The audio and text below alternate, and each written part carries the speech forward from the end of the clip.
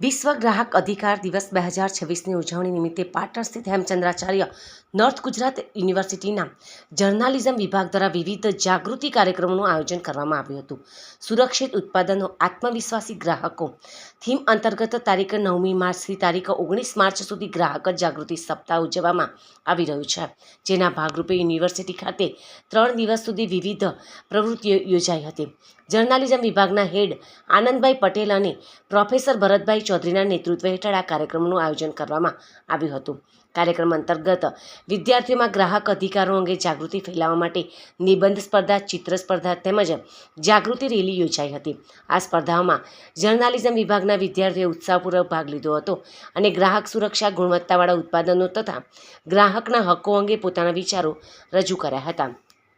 નિબંધ સ્પર્ધામાં વિદ્યાર્થીઓએ આજના સમયમાં ગ્રાહકોને મળતા હક્કો, બજારમાં ઉપલબ્ધ ઉત્પાદનોની ગુણવત્તા તેમજ ગ્રાહકોને સાવચેત રહેવાની જરૂરિયાત અંગે વિસ્તૃત રીતે લખાણ રજૂ કર્યું હતું.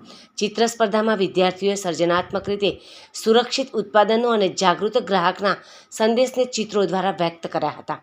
આ ઉપરાંત જાગૃતિ રેલી દ્વારા યુનિવર્સિટી કેમ્પસ અને આસપાસના વિસ્તારમાં લોકોને ગ્રાહક અધિકારો અંગે માહિતગાર પણ કરવામાં આવ્યા હતા.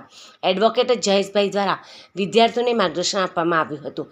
વિદ્યાર્થીઓ પ્લે કાર્ડ અને સૂત્રોચ્ચાર દ્વારા સુરક્ષિત ઉત્પાદનો ખરીદવા, બિલ લેવાની અને ગ્રાહક તરીકે પોતાના હક્કો અંગે સજાગ રહેવાનો સંદેશ આપ્યો હતો.